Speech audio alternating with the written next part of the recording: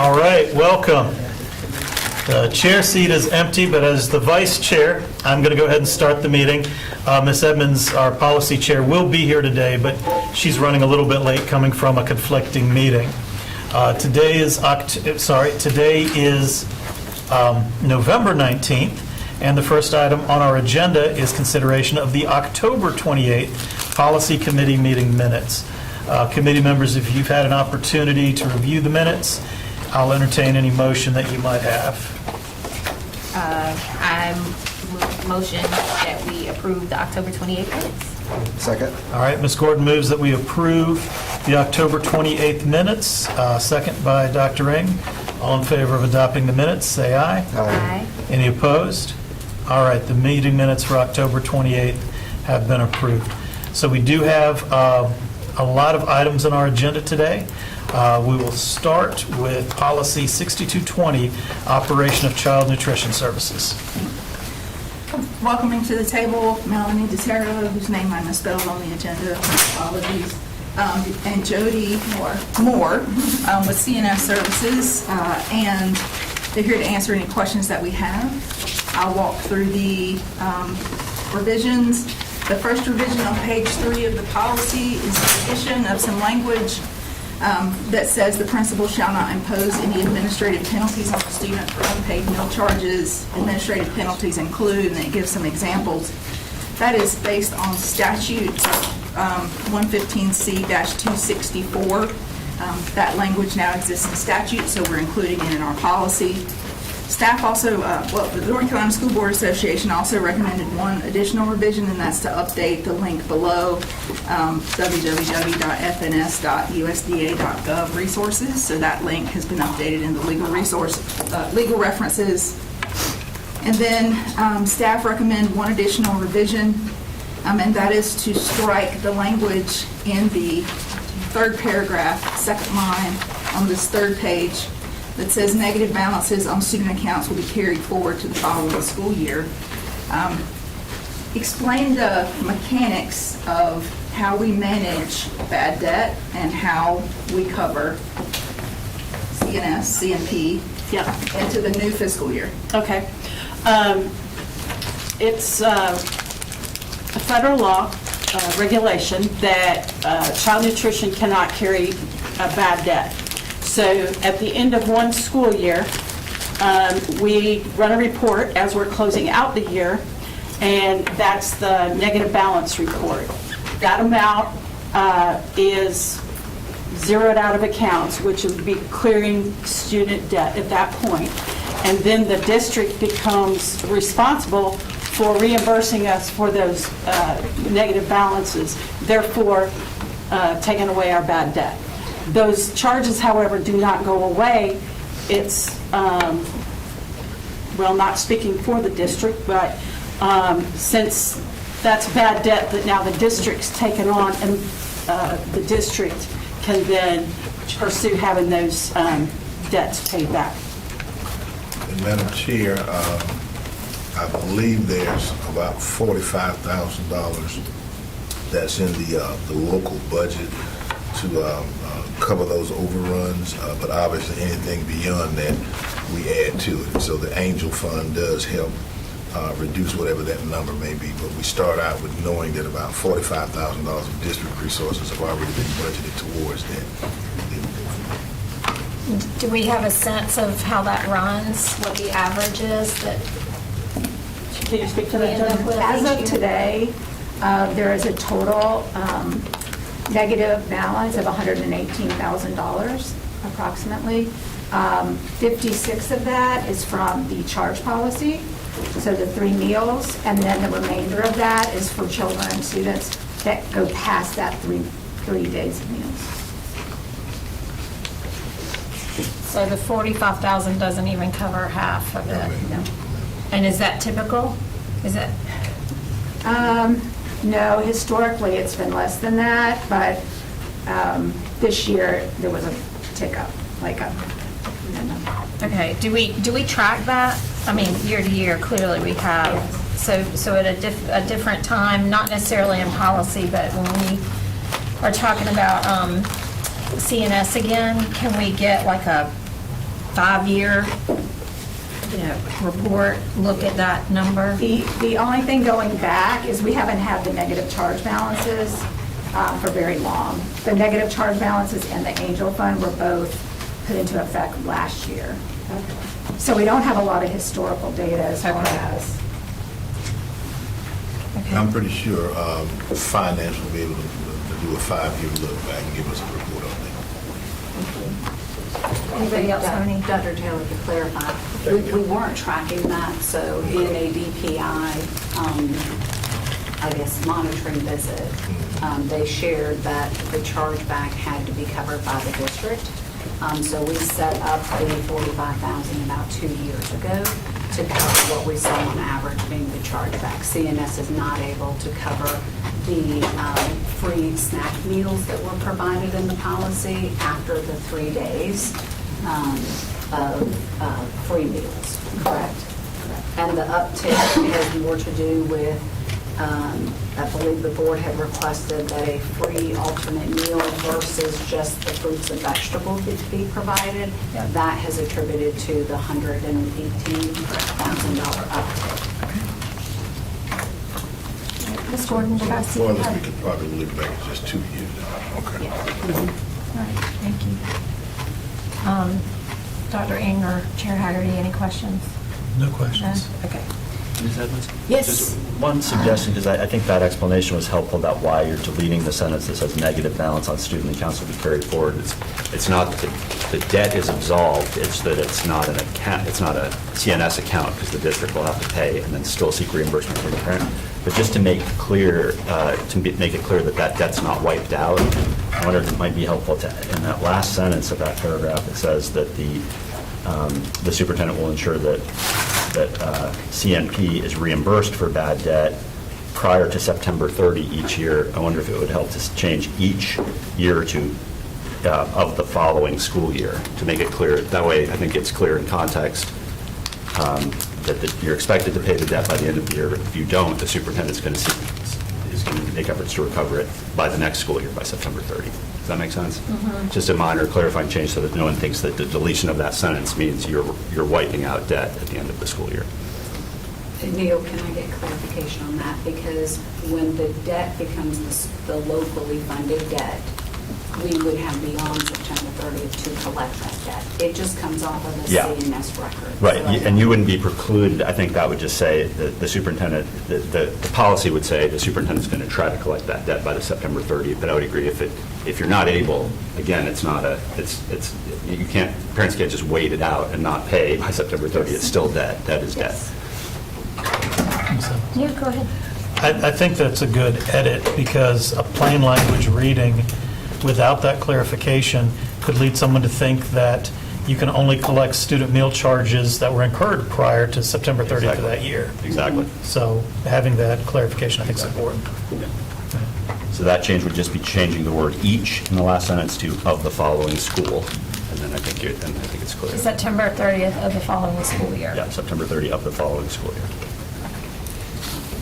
All right. Yes, Ms. Madam Gordon. Chair, can I ask how, once that happens and the debt becomes the ownership of the, us, how do we go about recovering that debt from families? Well, I'll let you guys talk about the processes you use to try and collect those funds. Well, during, No, you go ahead. so during the year, we actively try to collect those through notifications to principals. Our managers hand the principals a report once a week that has a list of their students and the negative charge balances.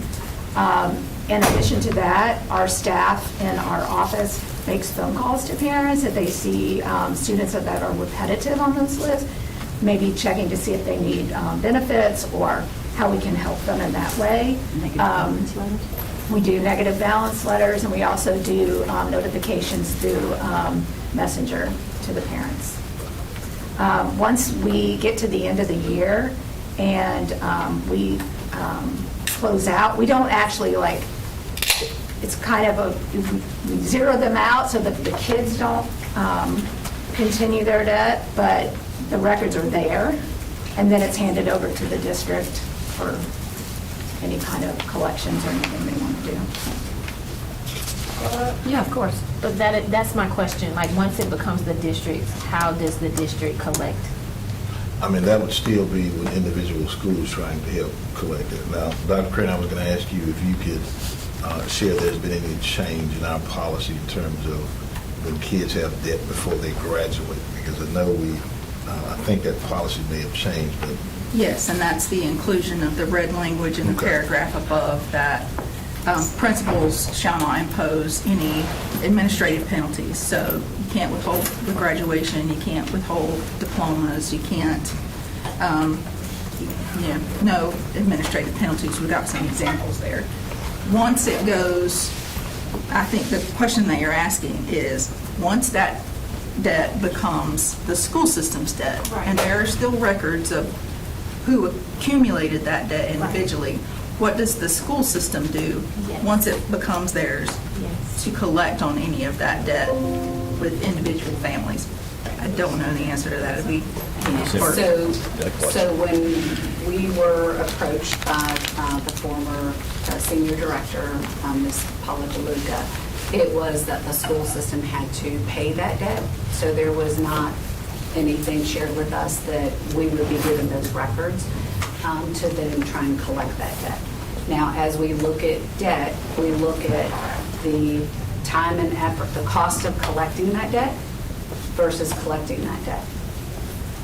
And so I'm sure you're aware of that with how we handle any type of salary audit type things. So we are required to look at that information. We review it. So say you have $18. Well, it's going to take an individual, that cost that you're $18 worth of a staff member trying to track that down.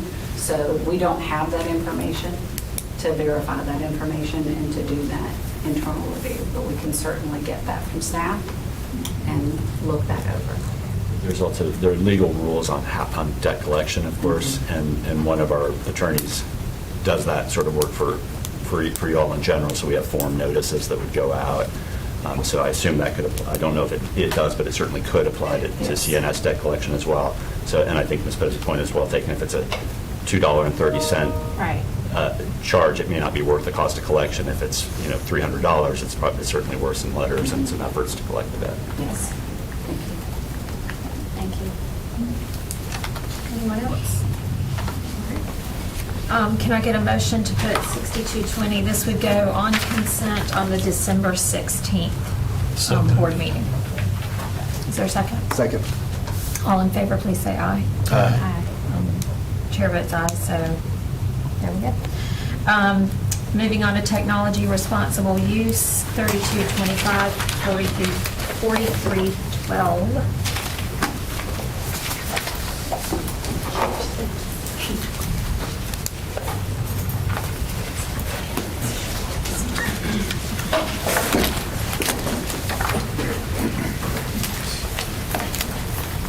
Welcoming to the table Eric Hoth, who is our, let me get the title right, Information Security Officer and Technology Services, and Allison Reed, who is our Senior Director in Digital Learning and Libraries.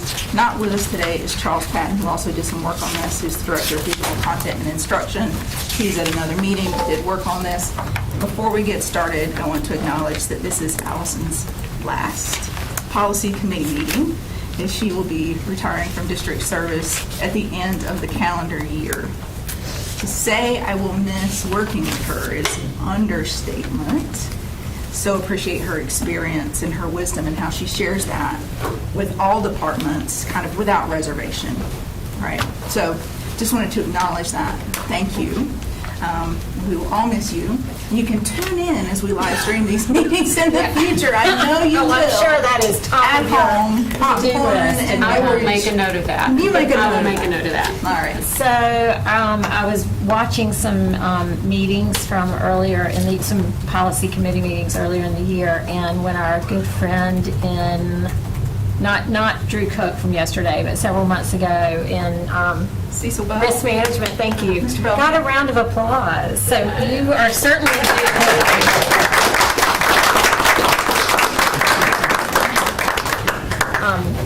Thank you, Allison, we appreciate you. We're entertaining two policies in this segment of the agenda. One is 3225, technology responsible use. This is a long policy, and it falls primarily within Eric's shop and Allison as well. We're also looking at 3226, which is internet safety. Session Law 2025-38 included some language on an internet safety policy, requiring that we have one, and some things that should be in there. We already had an internet safety policy, so we made a revision there. And we made a few other revisions throughout both policies, primarily 3225, to address requirements regarding personally identifying information, sharing of information on sites, etc. I'll let Eric walk through 3225 with us, and we'll take any questions. Know that there's a lot in this policy. 3226, by comparison, is relatively brief because we cover a lot of how we manage internet safety and student access to web content under technology responsible use. Eric? Sure, and let me kind of preface this. It was, I think, in Julie's email, but there are two colors we're looking at here. The red changes were from the board of, the state board. Most of those are kind of required. Some of them were recommendations. And the red ones were edits that staff have made. Isn't that backwards? Or is your version? Sorry, I probably said red twice. That's Yeah. okay. Yeah. Just for Yes. clarity. So the Yes, red blue is staff. Yeah, Yeah. the Board Association blue is Yes. staff. Okay, thank you. So at the top, first paragraph, really what we did here is, instead of the appeal to learning styles, this is sort of a high-level intent paragraph. We rewrote that to address the strategic plan and the 4 Cs through digital resources, right? So that's really kind of what we were changing there to set the tone of what the rest of this really is. That's it, right? Yeah. You did great. You did great.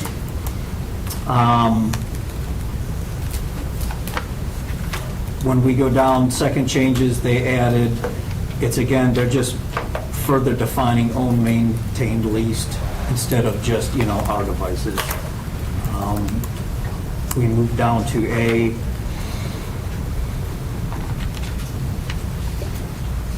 It's just, an extra sentence talking about responsible manner. A lot of these are moves, too. You'll see it deleted elsewhere in the policy, and you'll see it added in different portions. Second paragraph. Am I going through every single kind of one of these in case you have a question, or most of them are minor sort of changes? And revisions to kind of update. I would say 80% of the revisions are to update technology language to more modern usage. The School Board Association's policy has been established for quite a while. That's 80% of the references. Some of the revisions are legally required. So, for example, we could go through those specifically and then address the others. How would you like to hear these? Why don't we do legally required right now Okay. first? Can you hit those? Yeah, Eric? please. Sure. All right. On section B on page 2, the language that addresses school system Wi-Fi hotspots and/or services may be used off school system property only by students and school staff who need them. That was a change to some federal E-rate language.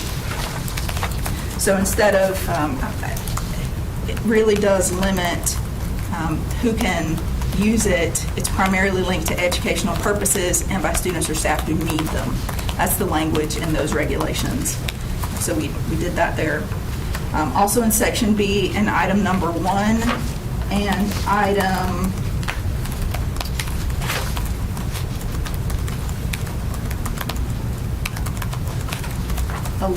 new item 11, 10, new item 10. Those are statutory requirements under Session Law 2025-38, creating the new Internet Safety Policy and student privacy, personally identifying information, sharing of data, of your own data, other folks' data, really an uptick in the privacy that's required by statute to be in our policy. So those updates are there. The language that you see right above the start of Section B on page 2, that's been moved to Section G. So that is a move there. Say that one again, I'm sorry. On page 2, there's a paragraph right above the start of Section B Yep. that's struck completely. Yep. That information has been moved to Section G. Okay. Use agreements. So this new section, use agreements, includes parental consent information, which was in that section right there before B, and also in old Section D. It also references AI guidelines in this section, and we actually have some revisions that we want to that section that we want to provide for you. So page 8, section G is where you want some revisions, just so that you all are following. Yes, for the use agreements section. Yep. There's a new section H, consequences, that the School Board Association included. We also have a couple of revisions to introduce to you in that section. And finally, there are some updates to the legal references at the end. Predominantly, the other revisions are for reorganization, minor additions, and some deletions through there. Let's first share with you some revisions that we recommend for Section G for use agreements. Section G does mention generative AI technology guidelines. We haven't formally adopted those guidelines. We did not adopt Policy 3220.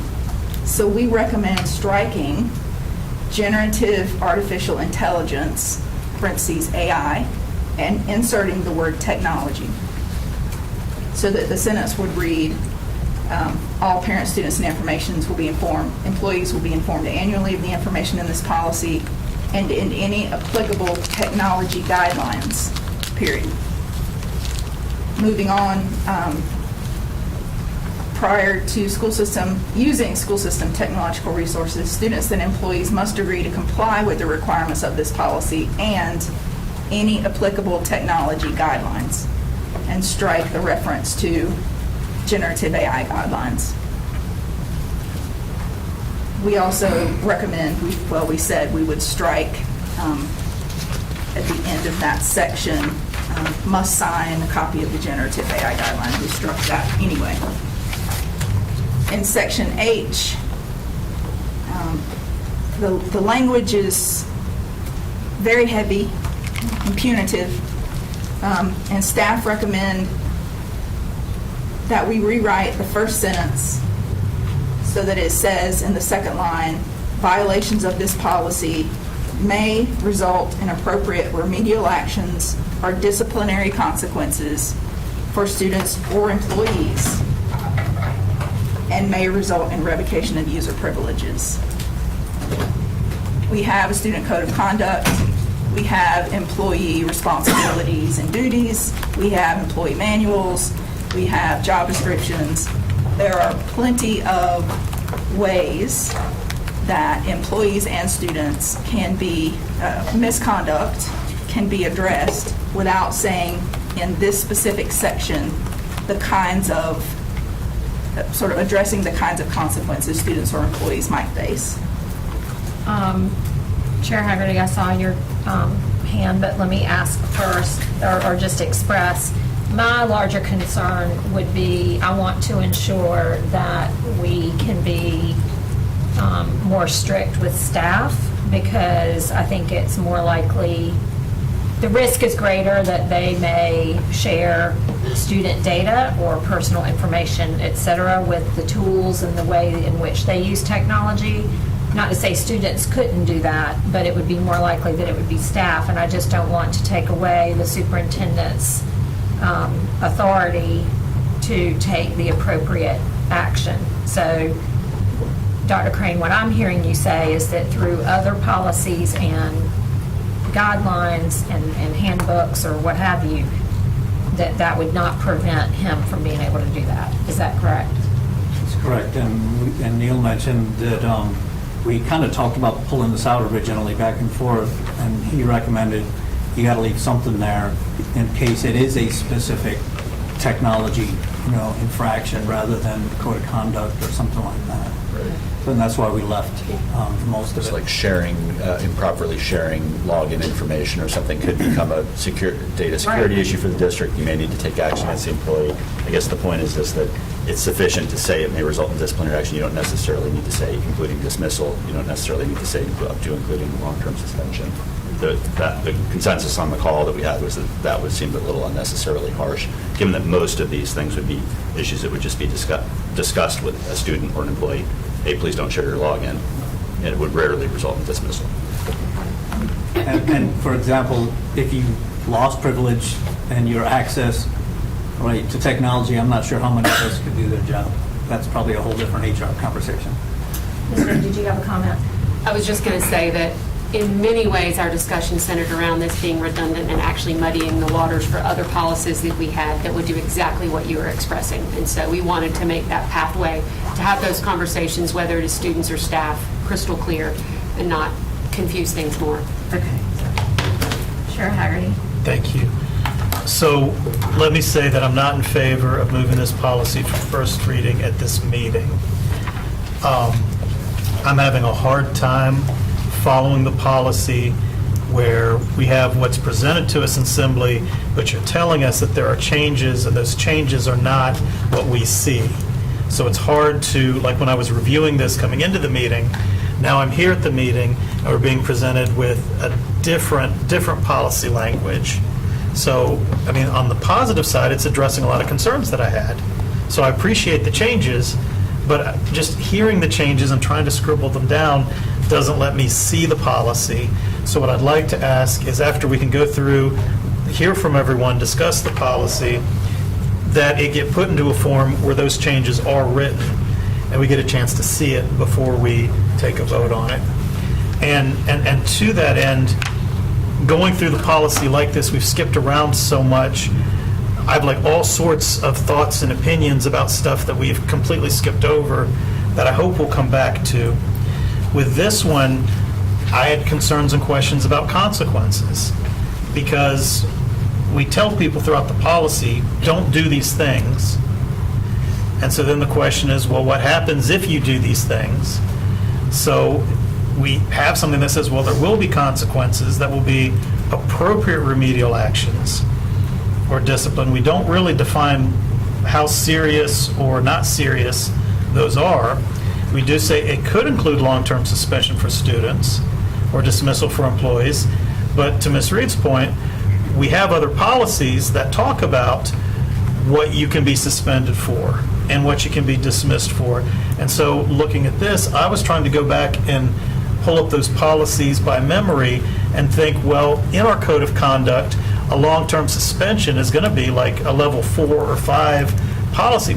Do we have anything in those level 4 or 5 disciplinary actions that relate to this at all? And I don't think that we do.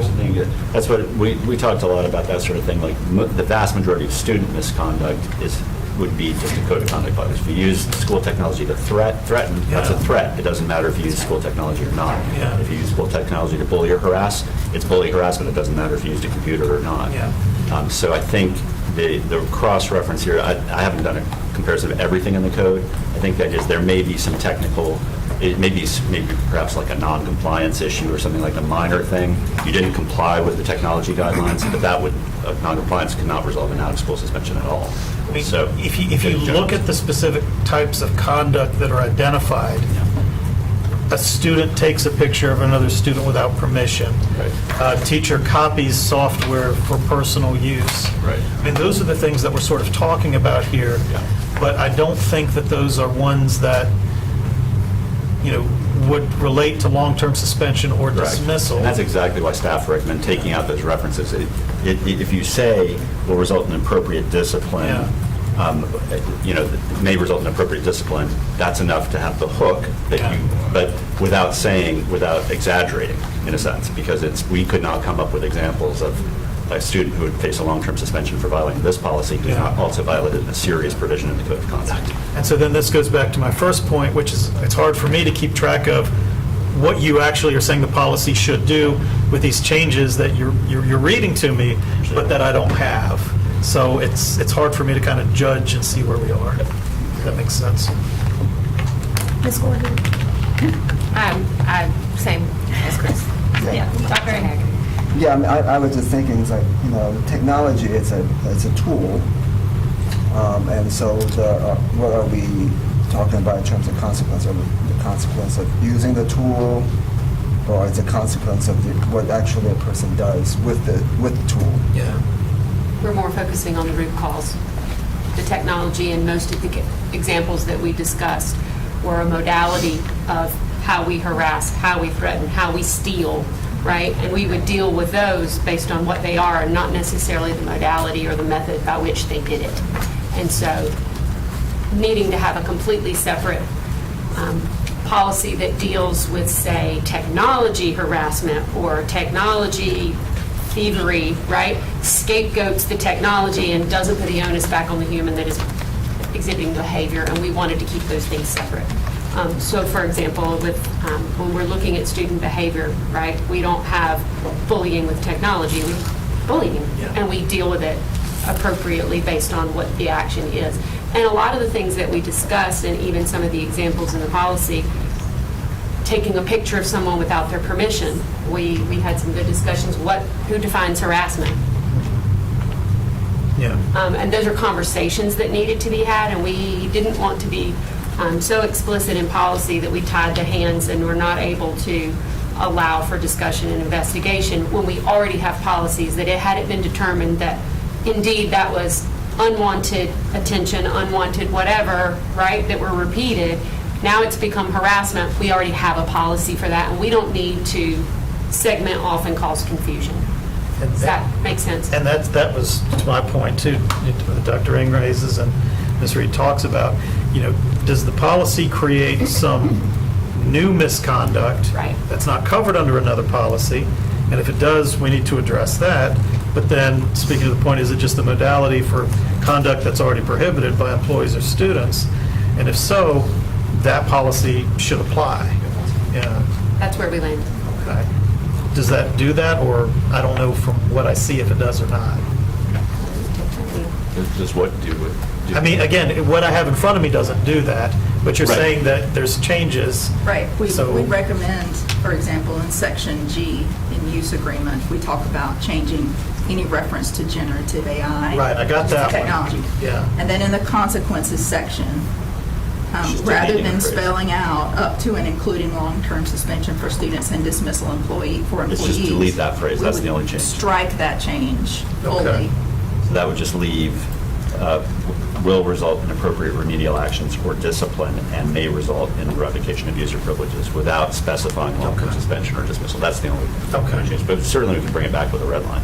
I appreciate Well, that. I don't think any of this is urgent for a compliance I think some of it was. deadline, is it? Well, it Was it was. January? It was passed in July. So Oh, okay. It became statute in July that we have the But information in the it's policy. like required to, it's a legal requirement that we're complying with and not a requirement to have a policy to that effect, I think. I think we would be. I mean, if we're in the bring that. process of developing it, I think we have a good faith argument. Yeah. That we're attempting to Yeah. comply with the statute. Yeah, and compliance with the statute doesn't mean having a policy on point necessarily.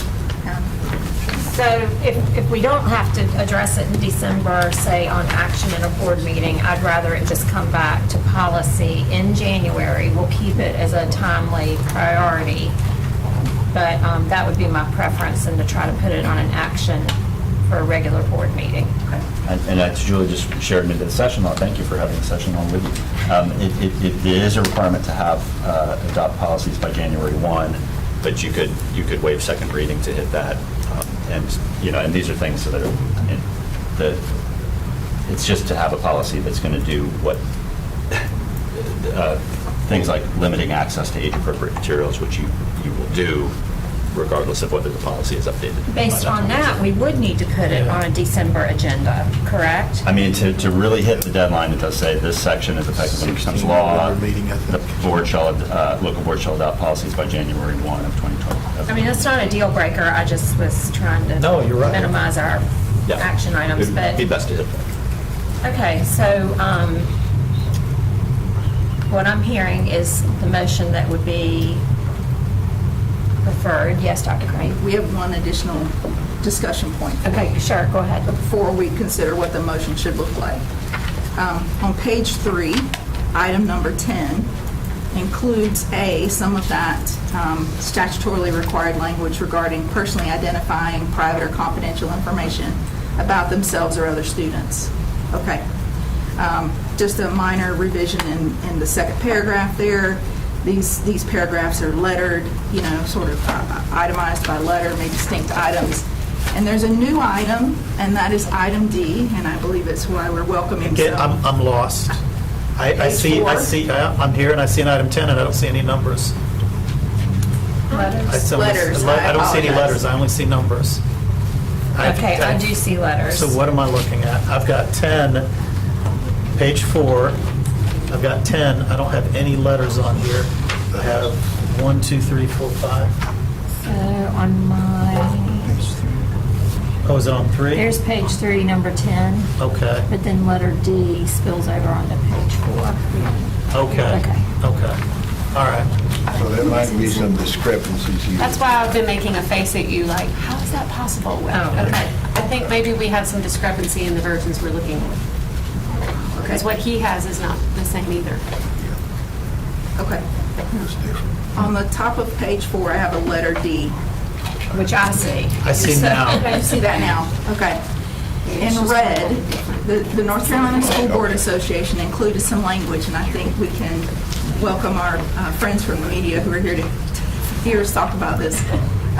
The language that they recommended states that students may not use school system resources, technological resources, to capture audio, video, or still pictures of other students and/or employees in which such individuals can be personally identified, nor share such media in any way without consent of the students and/or employees and the principal or designee. An exception will be made for settings where students and staff cannot be identified beyond the context of a sports performance or other public event or when otherwise approved by the principal. Staff added, additional exceptions will be made when recordings are used solely for classroom instruction or academic activity. There's no legal requirement that we include this language. And we probably spent 45 minutes spitballing on both sides of keep it in, take it out. And we had lots of examples on both sides for leave it in, take it out. We don't have a recommendation. It's really your decision that it would be a change to current practice. We do not at the moment restrict students from taking pictures of other students or staff and sharing that. Unless it would be, as we discussed earlier, bullying or harassment, some violation of some other policy. And I just want to tell us that this language, the NCSBA language that Dr. Crane is referencing, would apply only to school system technology. It would not prohibit students from using their personal phones to take a selfie with their friend in the playground or anything like that. This is just about use of your Chromebooks and other devices that can be used to record students.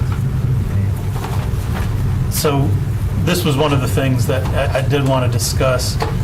The restriction that this applies only to school system equipment. Well, I guess the first thing I want to understand, there's a requirement by statute that we have something like this in the policy? No. Or no?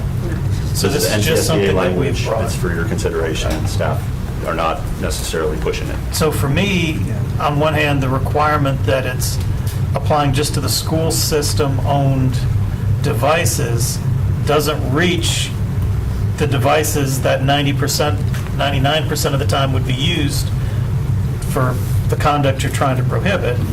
And where you do have students using school equipment, I'm thinking those are typically going to be things like yearbook or video production or actually academic classes that are already exempt anyway in most cases. But if the idea is to, so I have some questions about just what this language would actually do, how effective it would be, when it would apply.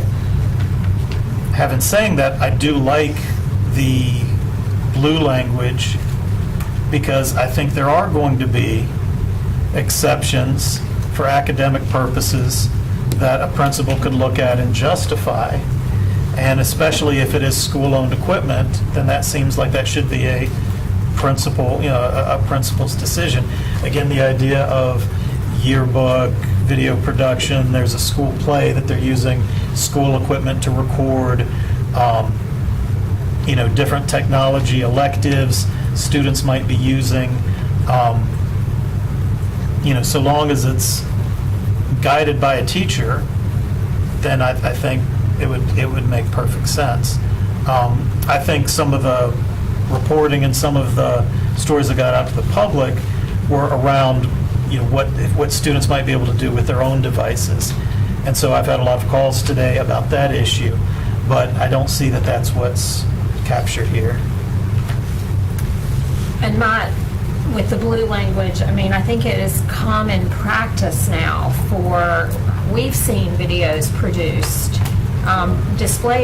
presented to us in board meeting of productions, not even arts performances, but anti-bullying campaigns, other types of campaigns about recycling or what have you. And in addition to the yearbook example that you gave, or photography class, or digital media, course, etc. So I think it's common practice for our students and educators to be using our devices in instruction. And so I think it's important that we protect that. But did you have comments? Yeah, Ms. Gordon? I agree. Again, if we are trying to lead with 21st century learning, we need to keep that at the basis of it. And I'm not so sure that I agree with the language in red and what the basis for it is. And I have one other thought about the language in red. Similar to the discussion we were having about, 5 minutes ago, if other policies help to protect from using photos and videos for bullying, harassment, etc., then does this need to be here? Because to me, it falls within that same discussion. Your point, again, I think staff share your ambivalence. On the one hand, it seems that, it's sensible to have some rules about the use of your devices, but you do have other conduct rules that apply that will, regardless of the modality, as we said.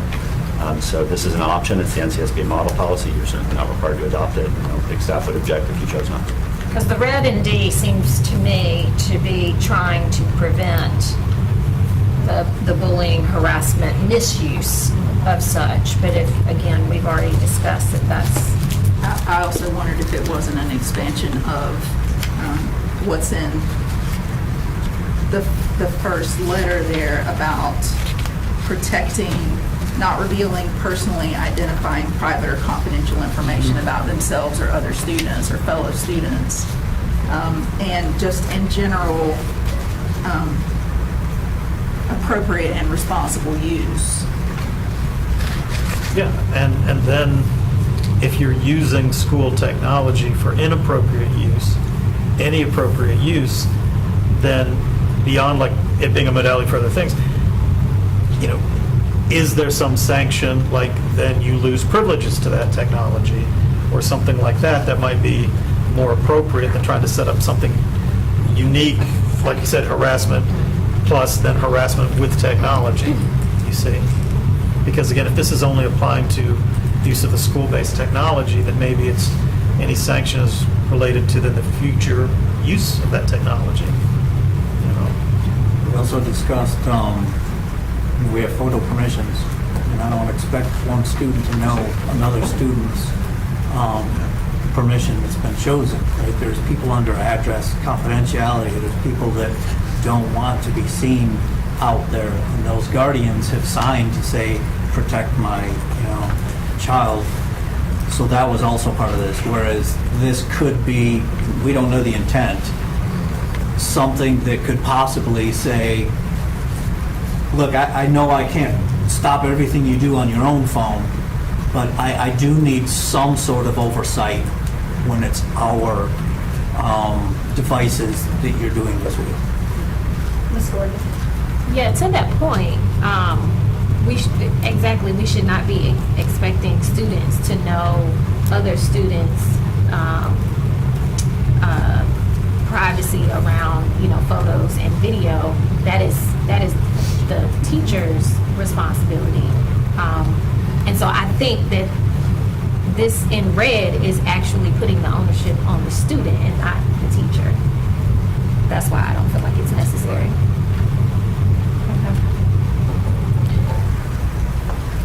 So,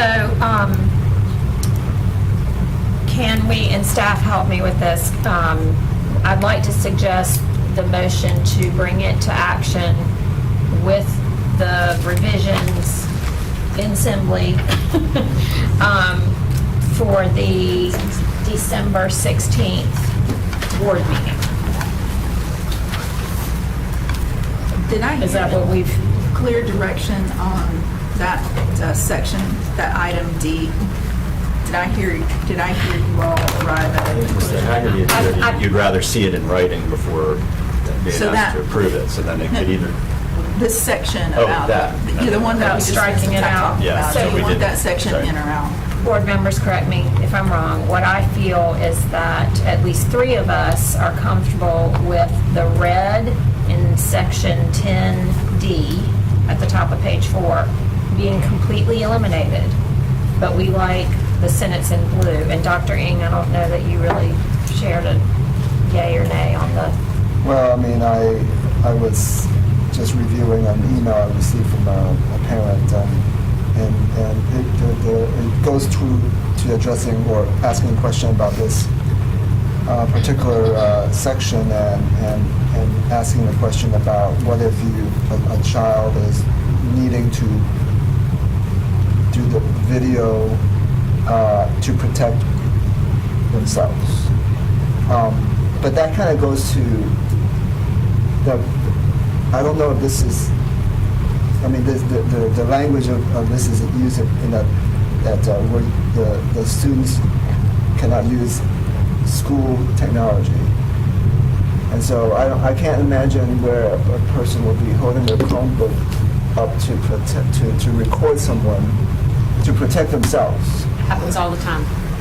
We did just pass a cell phone ban, so it should Right. theoretically be the only device that they have, and if they feel that it is the only way to protect themselves, right, or another student by recording and using that, we actually had that discussion as well. We didn't want there to be a policy that would tie their hands in that regard too. That was sort of part of our discussion when we discussed that we thought it should be eliminated too, but we didn't feel confident enough to bring that to you without having you all discuss it as well.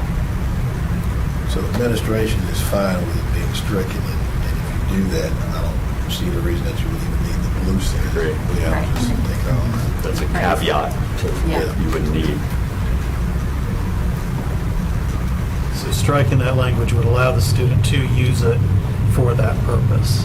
But like you, I had that same thought, help, I'm being bullied, let me run to the AV room and get a camera so I can record it. It didn't seem like it was going to be too likely, but I hadn't thought about the Well, situation. In Should be class, turned on very the Chromebook should subtly. be on, but the phone should be put away and turned off. So what do you think, strike? All? I would say strike it. okay.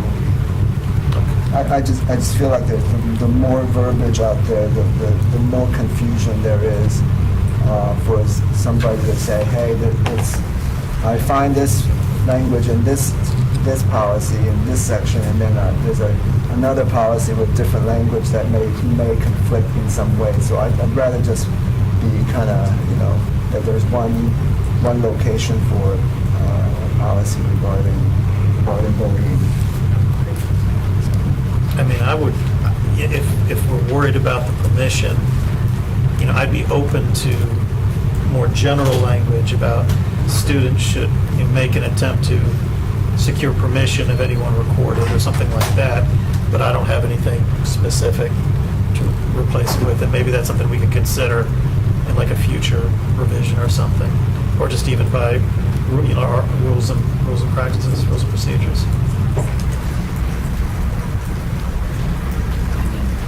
So I hear we will bring this section, 3 things that will be highlighted for you for the December 16th first reading on action. Striking that paragraph at the top of page 4, restricting school system technological resources on images, audio, etc. And then on page 8, we made some revisions to section G to strike reference to generative artificial intelligence, AI guidelines, to make that technology guidelines. And in section H, we will highlight a revision so that the paragraph reads that violations may result in appropriate remedial action or disciplinary consequences for students or employees, and strike up to and including long-term suspension for students and dismissal for employees. Yes, and this won't be, not to have the motion be unnecessarily wordy, but can you also think about, when you bring it back to us, about a place to reference the code of conduct about bullying and harassment?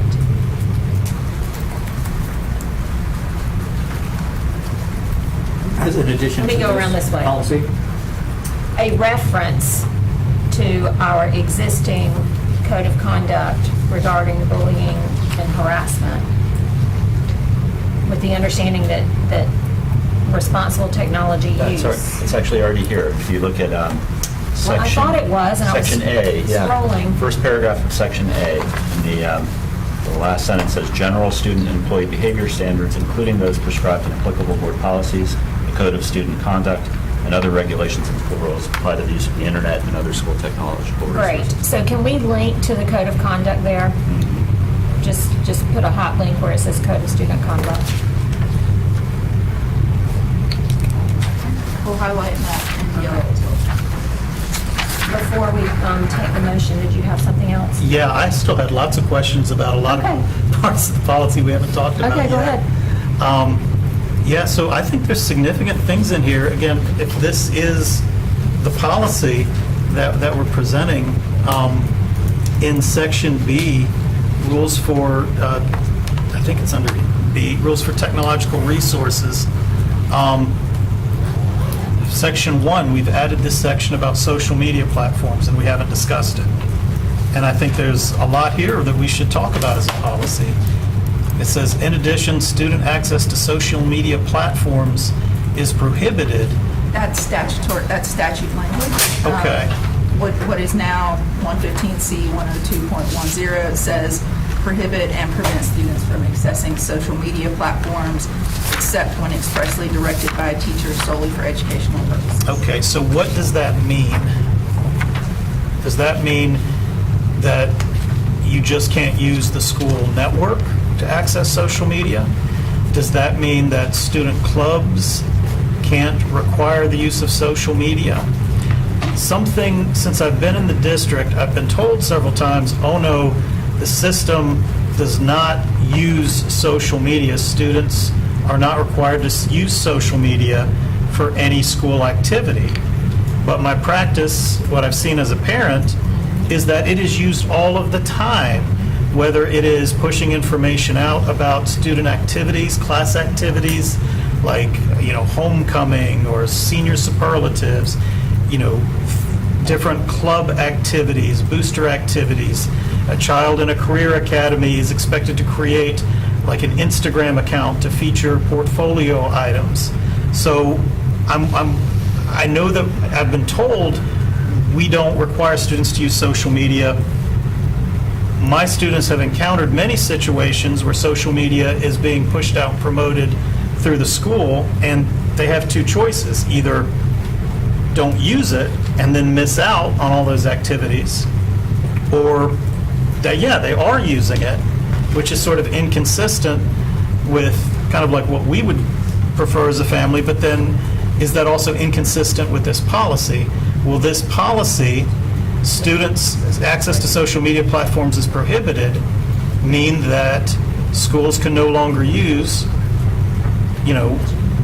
Instagram, Snapchat, and various things to communicate about official school functions?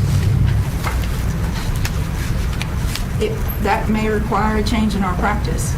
Yeah. That statute says specifically, on devices or internet services provided by the local administrative unit, shall not, Dr. Taylor has,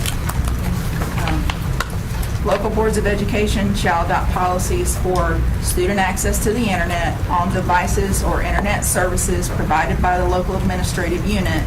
The policies shall do at least the following. Prohibit and prevent students from accessing social media platforms except when expressly directed by a teacher solely for educational purposes. Now, let me push beyond that, if I might. So we talk about this is only for school resources, Correct. but a lot of our discussion has centered on school hardware. If a social media account is created by school staff for a school purpose, is that a school resource? So the answer to that would be yes, but I think where I see sort of a conflict, it says by a teacher solely for educational purposes, then somebody might argue, a social media platform to talk about, the football event, is that educational purposes? Some would argue that it's not. So that, to me, sets up a clear conflict, but I agree with the chairman. If it was a journalism class covering current events, you could make the argument the other way, but regardless, it's an argument. The statute is brief. Julie, Dr. Kramer read the relevant language. It doesn't have any other qualifying language. I don't see any way to limit it to, say, educational, instructional programming only and not student clubs. It's really use of the district's internet or devices. If you're using district devices or connecting to the internet, there should be a prohibition on access to social media unless it's permitted. It can be expressly allowed, but there has to be a permission. It can't be. That's what the General Assembly's. So you said the school provided internet and devices, but the idea of a school account, is that covered or not covered? I'm not sure what you mean by an account. If a class has a class Instagram account, if a club has a club YouTube channel, I see, or a school social media school account. social media, it's created by a WCPSS employee, maybe for an academic purpose, maybe for an enrichment purpose. Is that a school resource under the statute? I'll let I the don't attorney believe this speaks to that. I think maybe there's a question that you're raising that it should or it shouldn't, and we need to be explicit by that. But with the way that I've read the language that has been given to us, I don't see that that's what they're referring to. Okay. I will tell you that our networks have most social media channel outlets blocked for students. So that may change how you frame it. And the statutory language there, to that point, Mr. Hagerty, is that the policy must prohibit and prevent students from accessing social media platforms except when expressly directed by a teacher solely for educational purposes. So the limitation may be educational purposes and the teacher's direction. If the teacher says, class, log on to the school's social media page or a class social media page, that's for educational purposes and it's at the direction of the teacher, that's fine. But the school should not have a social media page that students are allowed to access for non-instructional Like to reasons. contribute to or without the direction of the. Right, right. All right. So, What's next? yeah, I don't know that, I guess as far as that goes, I'm satisfied that we don't have a better answer than what we've got. So I'll let that one go. In terms of requiring all users to follow software terms and agreements, I'm just curious how many people are actually going to be familiar and will have read all of those, click their agreements. All staff, what is the cadence of the AP that we push with updates? Annually, all staff are required to sign that. It's a pop-up, and they can't go any further. Any staff in the room will tell you that at some point in the year, you get a pop-up, right? And you must renew every year, and it's not 15 pages. Yeah. But we do have methods in place to make sure that that is annually reminded and renewed for staff. For students? I don't know that there's an expectation for them to understand that, Well, unless a it's five-year-old unreasonable. can't accept Yeah. terms of Right. contract. Yep. I was thinking as minors, most of our Right. students are under 18. They can. Correct. But I think it just says users here. So do we want to just make that staff? I don't know, yeah, What is that? Users, from they users to staff? staff. Okay. That's 5 there.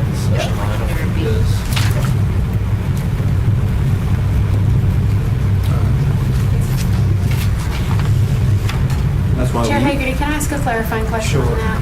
If we change it to staff, I do believe that students are still expected to comply with all applicable laws. Maybe the red line additions might be new, but it goes on to talk about copyrights, trademarks, confidential information, and all those sorts of things that we know are good digital citizenship, should be directed by a teacher anyway. Do we want to take students out of that paragraph? So the The paragraph as a whole, and by changing it to just staff? the paragraph that I have says users must follow any software. I'm at the one above it. My apologies. I got you. Okay. Yeah, the one above I thought was fine. Okay, thank you. So it's not even a paragraph, it's a sentence, or at least that's what I see. Yeah. No, Number we're just 5. changing users to Okay. employees, and that's not part of the statute, so that's just NCSBA recommendation to make sure people follow terms of use, but you could, I mean, staff can explain the terms of use if they feel that's appropriate, right? if a 10-year-old needs an explanation, then let's explain to the 10-year-old rather than expect them to. I just don't see how we can apply that to elementary school students. Yeah. We're on the same page.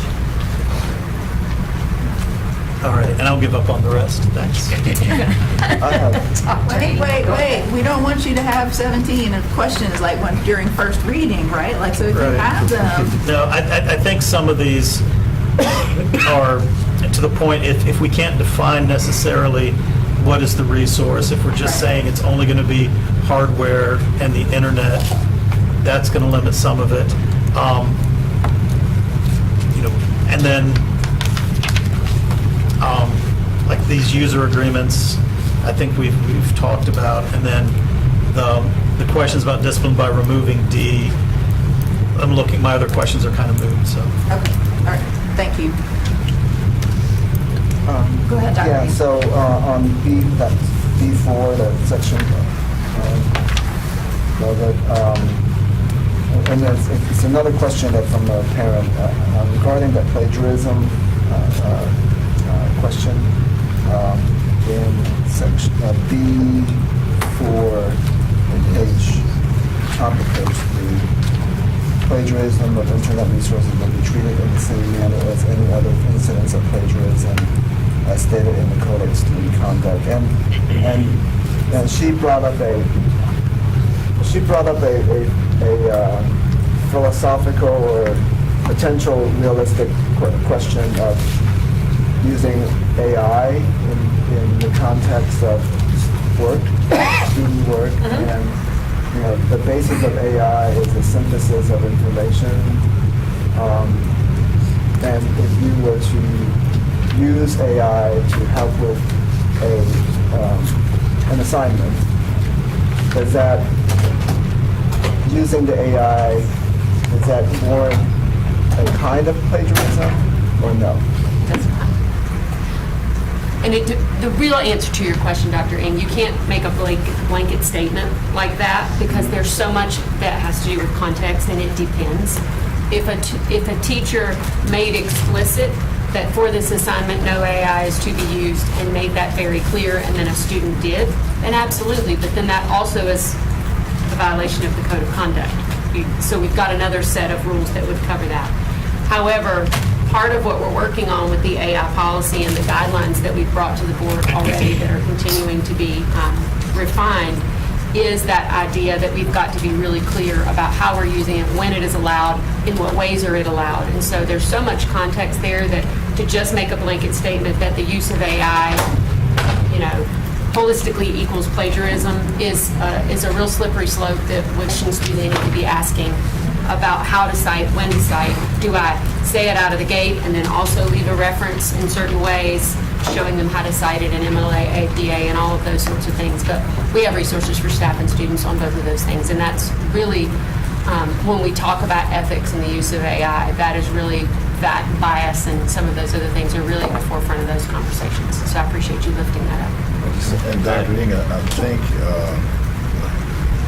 there's a question, I think the essential question is, if people are asking, does a student use AI to write an essay and does not say that? I mean, that would be covered under the general plagiarism policy. I think that's probably the question that they may be asking, because there's going to be all kinds of things that govern the use of AI. But if I say, look, your job today is to write a 3-paragraph essay on so-and-so, AI, boom and square, that would still be covered under the plagiarism. So I think that may be what people are asking. But we have work to do on clarifying those expectations in the Yeah, classrooms. I mean, it could be in total or it could be in sections, and how In the do you... Stone Age, when you and I were in class together, probably, right? A teacher didn't have to make that expectation explicit. Right. But things are different, and that is a practice that is going to have to shift our practice a bit to set those expectations at the onset of an assignment or a class period, so that everyone is on the same page. FYI, there has been litigation. There was a federal court decision a few months ago, and about that said that an AI company had committed plagiarism by using copyrighted material to train the AI. But that could not be an issue for any employee or student, because you would have no idea what source material is used. You're not accessing the source material. You're just asking the AI to give you some results. So there are no concerns on that, on those. That's an emerging area of law. No concerns for your staff or students. Any other comments from board members? Dr. Crane, do you want to run us through? I did not see anything major on 3226. And I know these are sort of coupled. Yes, 3226 has, I believe, one statement, a couple of statements that have been added down in section C. Access to inappropriate material, blocking will be applied as well to any websites or web applications that do not protect against the disclosure, use, or disseminations of students' personal information. That's from the statute. A minor change to move technology and media to school media and technology. And then on page 3, will be taken not to promote the safety, but to protect the safety. And then in addition, in the legal references to the updated, to new statute 115C 4770 and 115C 102.1, which is the internet safety policy. Board members, any questions about 3226? Yes, Mr. Hagerty. So the section that's added, I heard you say that it was required by statute in C, access to inappropriate material. Yes. But I'm still concerned about what that language actually means, where it says, as well as to websites or web applications that do not protect against the disclosure, and it says use or dissemination, but I'm concerned about disclosure of students' personal information. So many websites that are out there for just general purposes have a chat feature. And in any of those chat features, any of that information can be disclosed. There's no protection, there's no filter that sets up anything. And so does that mean that we would have to block access to, and I don't know, I haven't been to all the sites to check, but I know just in my office automation software, whether it's Adobe or Canvas or any of those things, there's always like a chat feature, chat help, chat support. Yeah, I'm really glad you raised that. Yeah. I will tell you that I am always reluctant to say all. To my knowledge, to the best of our abilities over the years, Eric and I have worked together with the teams in tech services and on my team to disable chat. In fact, when we look at some digital resources that are used throughout the district, one of the questions that we ask through our digital review process is, you have chat with your tool, can you disable it? If the answer is no, so is ours. Our answer is also no. And so, for example, the Google Suite offers chat. We have it disabled. We don't have a chat function turned on for students. I'm not going to say that one of the many tools that we use hasn't snuck it in as a bonus offering, and we've not noticed it. But to my knowledge, all of the ones that we are aware of have the chat features have this been disabled for students. That is one of the things that we check, and is sort of a non-starter for us when we work with vendors. So then, the policy language, as well as to websites or web applications that do not protect against disclosure, if the website doesn't protect, but the district has some protection in place, disabling or something that we can do, will that still enable us to use those sites? Depends. The It burden's depends. kind of on us. It is. Is my opinion reading this, and this is the processes that Allison was talking about when we reviewed. It's not just chat, it's do they sell it, right? Do they do all these kind of things? That's what Do they I was have gonna say. advertising that steal cookies? Do they? Yeah. There's a lot of things that we look at, and that's why when you look through the DRPL approved list, most of the things you'll see, we don't allow the freemium version. Right. Right? And because they do, you're the customer with the freemium version of a lot of these things, and with the paid Well, version, you're not. You're also the product. Yes. Your data is the product. Yeah. So this really, so Eric's right, it falls on us to make sure that we are staying within the terms and conditions of use for a lot of these digital resources. The FCC has the COPA law, which is what you see when you see the terms and conditions. And so it will say, most of the time, terms and conditions are either 13 and up or 18 and up. And that has to do with what they do with our students' data. And so we are responsible for making sure that the vendors that we use are COPA compliant, and that we are not allowing the use of tools that are listed as 13 or up are not being used with our elementary. Like, we're only giving access where those things are appropriate to protect the data. So when I read this, this out of the gate, what I saw was that they are talking about what are they doing, the disclosure of dissemination of students' personal information, their click history, what do they see when the student's logged in and all of that, and are they selling that data? Are they protecting that data? So I feel like that's why it's part of, because this is statutory, is that correct, Neil? This section in 3226, yeah, that's a statutory Yes. amendment to this one, and it's looking at that compliance to that federal statute. But we feel that with protections we can put in place, we can still grant access to some of those tools while shutting down that sharing of You information. can block the Okay. younger students, or just students and allow We can staff. allow by permissions groups. Okay. Yes, sir. Fantastic. Thank you, Madam Chair. Sure. Any other comments or questions about 3226?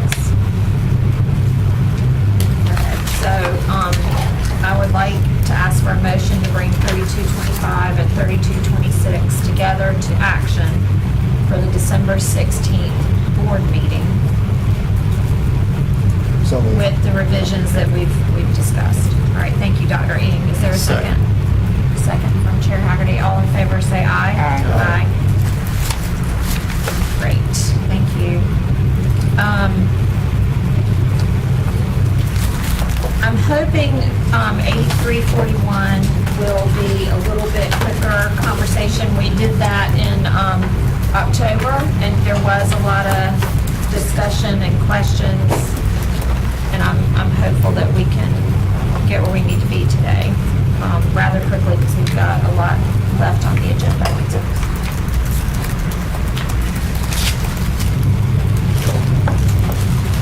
It is the shortest policy I've ever read. Or Tricia gets started, we'll let you know there are 2 revisions. The revisions that we made from the last meeting are highlighted in yellow. And on page 1, based on a conversation between Chief Nieder and Ramey, we changed injuries to injury or damage to person or property, both in the opening paragraph and down in under procedure for filing a claim. On the second line there, how the injury or damage occurred so that the appropriate legal words were there for both person and property. At the bottom of page 2, we moved a section that was in the new section C, delegation of settlement authority. We moved that to before the settlement authority. So the tolling agreement paragraph now is outside of the delegation of settlement authority section and just in another section. The language has changed. It's just in a different section. And then on page 3, and in the RFP, we made some revisions based on what you asked. And here I will let Tricia take over and provide these for you. Certainly. And good afternoon, Policy Chair Edmonds and board members. So in this section, we did have some dialogue, and Mr. Ramey and I even had some conversations prior to Policy Committee. And so hearing some of the board's concerns about the various thresholds, when it increased from 10,000 to 30,000, I felt that there was a consensus that that still needed to remain with the superintendent for approval when it comes to the 10,000 to 30,000, and allowing a condition where any type of EC, special education services, that we would have an allowance there for below the 10,000 where they could go to mediation and settle any type of claim. And so we wanted to provide some authority there that would allow closure of those items to ensure that special education services could proceed. Mr. Ramey shared some concerns about limiting it to the 10,000 because of some of the expectations in those mediations, which I am not party to. I just signed and certified that funds are available in accordance with that general statute. So I'll let him share some of his concerns as well. Yeah, just what I shared with my colleagues who handle these special education mediations is that there's an expectation by the mediator that the person who's representing the district will be able to sign the settlement agreement. So the problem arises that you could have the superintendent sign everything else, but it's really going to create a problem for mediation if Dr. Taylor has to drop everything and rush off to mediation to sign an agreement. So I think the idea here originally in the staff's edits was to limit the generally speaking, the way this would work is the superintendent himself can sign all settlement agreements up to 30,000, exception for the EC settlements. And the point I raised with Ms. Posey is limiting the designee's authority to 10,000 may not be enough to settle some of these EC claims that are settled mediation. So my suggestion would be just to allow that to be a $30,000 limit, which is what you've trusted your superintendent for. The alternative, I guess, would be, Ms. Posey and I discussed this, if you're not comfortable with that, would be to have some process where the superintendent's designee, who will be at the EC mediation, gets prior approval from Dr. Taylor to sign on behalf up to 30,000. But one way or another, the person who's at the mediation needs to be able to sign the agreement. That's the problem to address.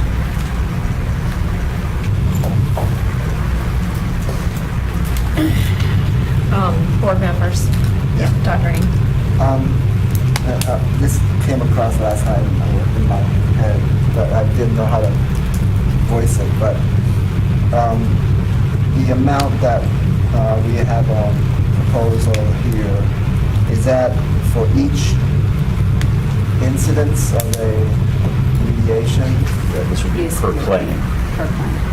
Per what? Per claim. Per claim. Yeah.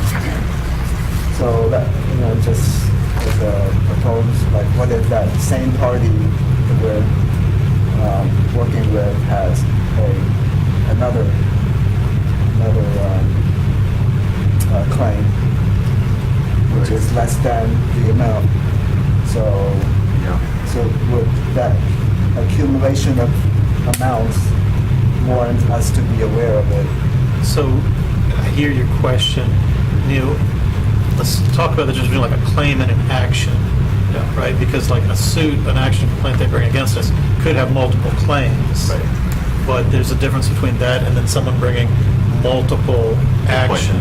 My use of the word claim is not precise in that sense. If we're talking about action, we're talking about a lawsuit or an administrative claim that's filed in the Office of Administrative Hearings or so the idea would be, but to your point, yes, in theory, the same family, for example, could have, maybe it's two children, and it's the parent who's the plaintiff, and one case is settled for, $15,000, and the next case is settled for $18,000. If you were to add them up, it's above $30,000, but they are separate litigations, they're filed separately. So the idea all along has been to give the superintendent authority to settle up to $30,000. And as a reminder, anything above $10,000, what's the threshold? Yeah, $10,000 is reported to the board. So you would get the list and you could track that. You would, in your reports, you could see the same plaintiff has sued 3 times and had 3 small settlements. That would show you. Well, I guess for me, it's like, I'm not inclined to be tracking, the individual person and the number of the various different claims to add them up to see whether. Yeah, no, so action would be the better word there to Mr. Agnews' voice than claim. I'm just Administrative claim. I'm just debating in my mind whether this is something that warrants for us to be more mindful of when something like this becomes a cumulative, become a much bigger scenario than just one individual claim. Quota requirement is still there either way. Correct. Anything above 10,000 will still. Yeah, I don't disagree with the idea of trying to be able to expedite, actions and stuff like that. I'm okay to, just for the special education services, for that designee to be authorized up to 30. I would like to note that, and I reviewed this meeting as well, the recording of the meeting, Mr. Meter pointed out that we are not getting a lot of reporting about $10,000 end-up claims, which was already a requirement that we would receive, that reporting before our October meeting. That was already in place. And so, Mr. Ramey, I appreciate your concern, but based on the discussion last month, most of these are not going above 10,000. Yeah, I don't know. Sometimes they are. The problem is you really need someone at the mediation who has authority to sign. Right. So that again, there's 2 ways to address it. One is to just delegate authority to the Right. person who's at the mediation. The other would be we'd have to bring it back because we'd have to draft some new language, but to say have a procedure whereby the designee for special education services gets prior approval Right. from the superintendent. Discuss the case with the superintendent, so that you have authority to settle up to $25,000, say, and then that person would then sign under that. It's an additional delegation, not the No, board we delegation. asked for that to be addressed because we didn't want to snag and hold up the, services getting approved. So, I'm willing to make that concession just specifically in the special education circumstance. Ms. Rice? Just 2 things. One point of clarity so that I make sure that I understand what Mr. Ramsey is saying. You're talking about beyond special education, is that correct? I was talking just only about special education. Okay, I just wanted to make sure. There's no suggestion here to change the procedure. The superintendent himself has to sign all other settlement agreements up to 30. The problem is just at the mediation, he's not at them. He's Got not you. attending them, so somebody else needs to have the ability to sign. Right, I agree with that. And just then the other question that I have, will this, I think what I'm also hearing is that this will improve operational effectiveness. Is that correct? I can't speak to the operational issues, but I don't have that. I believe that it would, allowing that to occur seamlessly when special education needs its signed. They can start addressing the items in there, the compensatory hours, and other requirements that are listed in the agreement. Thank you. My final question would be based off of our conversation last time. I think what we're receiving currently, we're receiving updates. Is it every quarter that we chose still for the time, okay. All right, that's all, thank you. And that, I think, is, yeah, that's under that, right above section D, is mentioned quarterly. And if I could ask a question, it may have to be offline. So the emails that we've recently been receiving, is that from backlog or something that we weren't aware of prior? Okay, all right, that's what I wanted to make sure, because I was seeing something a little bit more often, and then based off what you said, I was trying to make sure that I was reading correctly, that was from past and bringing us to current of being aware. Yes, All right, the thank board's you. legal counsel compiled that information so that we had a full backlog of everything. I would be in favor of increasing to $30,000 for us to be effective. I think one other question there in the RMP, so oftentimes the assistant superintendent for special education is also not available. They do have a senior director on staff. Our initial draft included that senior director. Would the board also support that? That is their role as an employee of the district, is to attend those settlement agreements. Where is that? That's not, It was in the previous draft. So that is something that I do not believe that Ms. Allred attends all of those settlements. I think that's in the RNP that's next, right?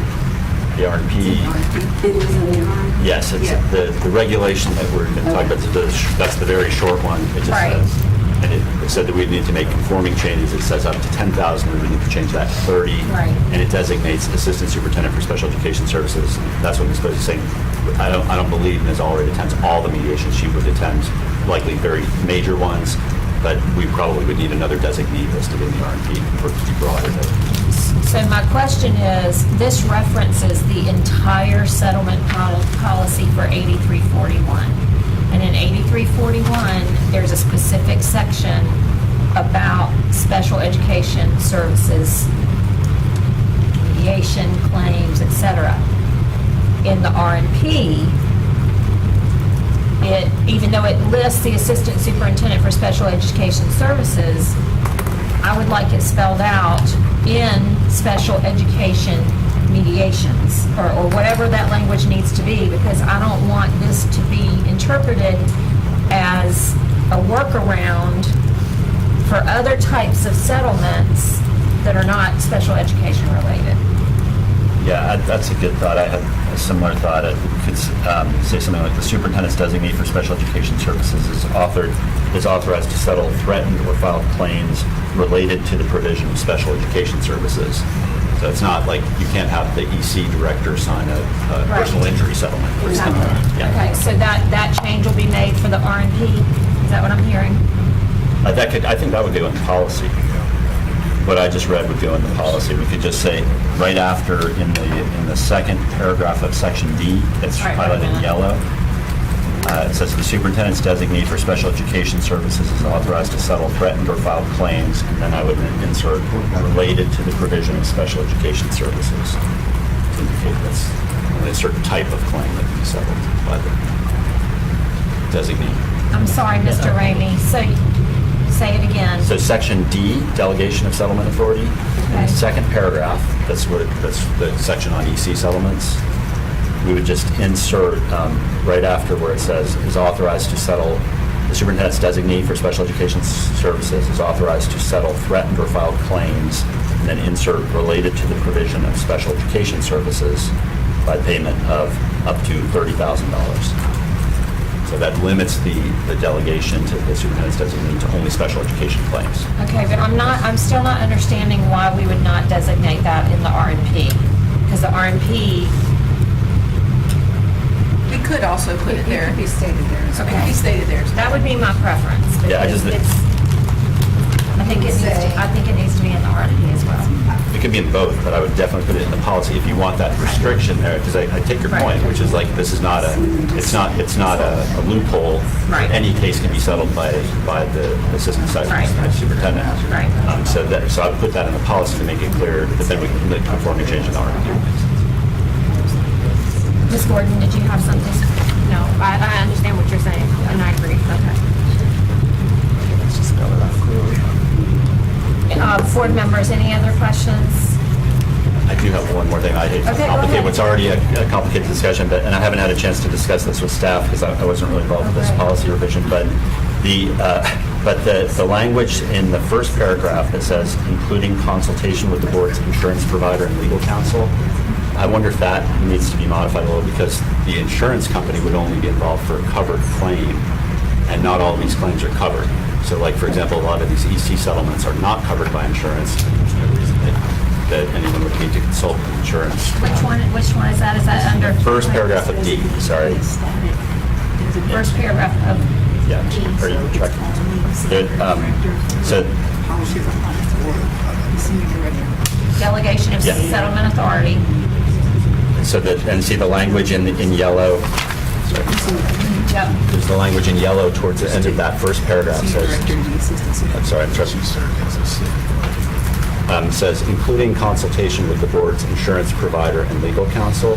So the way I would read that is that the insurance provider needs to be consulted on all settlements, and I would wonder if that would need to be revised to make it clear that insurers only consulted if it's a covered claim. Claims that aren't covered by insurance, you don't need authority or Right. consultation with your insurance provider, and that happens all the time. In fact, I think the EC settlements are not generally covered by insurance. So to address that, you could say something like, including consultation with legal counsel and, where appropriate, with the board's insurance provider. Right, okay, that makes sense to me. Dr. Crane, did you capture that?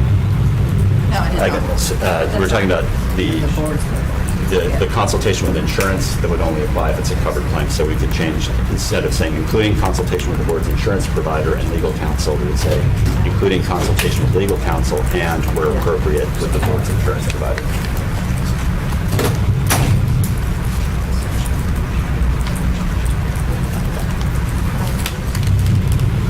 We added that to address some of the concerns that you said about just a single individual going and settling claims, if there's multiple people looking at the claims and the settlement authorities.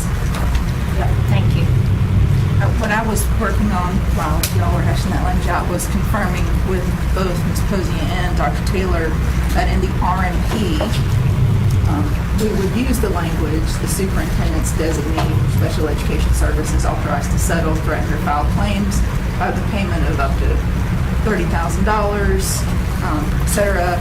And then we would list there are two designees, the assistant superintendent for special education services and the senior director for, I'm unsure what the title is, but at that senior director. So there are two designees for that RMP. Great. He's good with that. She's good with that. Y'all are good with that? Yes. As we talked about it, up to $30,000. Yes. Yep. Yes, Okay. thank you. So while I feel very comfortable that we've gotten this settled, this is our second discussion, I would still like for this to go to action at a board meeting, just to make sure we capture all of the edits. So can we get a motion for this to go, 8341, the policy and the RMP, to go, well, we don't really vote on RMP, but bring them together, please, on action for the December 16th meeting? So Second. Thank you. All right, all in favor, please say aye. Aye.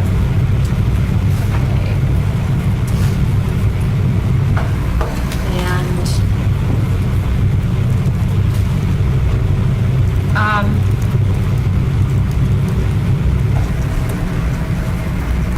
well, 6340, can we get through that quickly?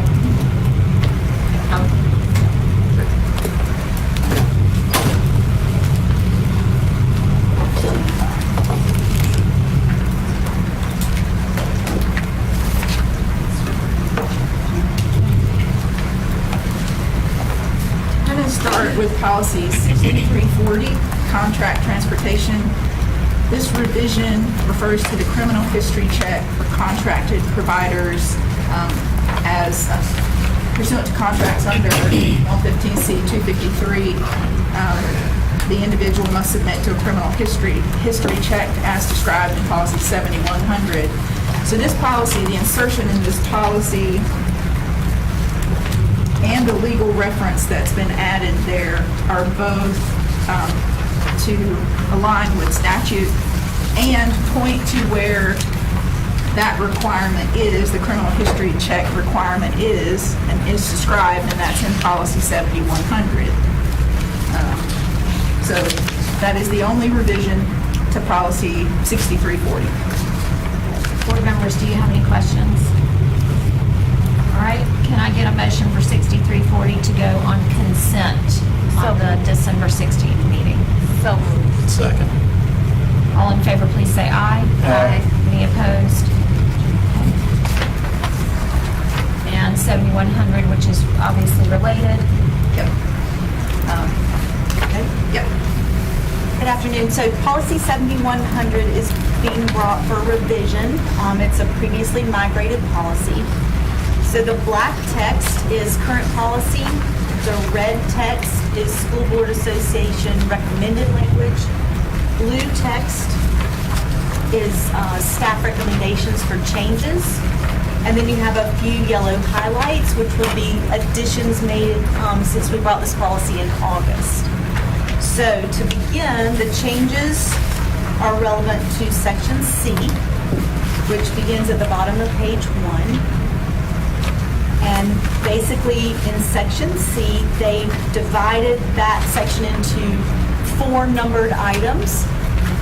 So you'll see the titles for number 1 and 2 in red. Then you see a change in number 2, where numbers 1 and 2 have been changed to A and B. And then the new information is section C. Section 3 of C. Section 3 of C. And that's required by general statute. So basically the language refers to criminal background checks for contracted transportation drivers. So the first paragraph there in red is simply moved from what is currently now section 4. It was at the end of section 4, so it's just been moved to the top of section 3. So that's not new information, it's just in a new place.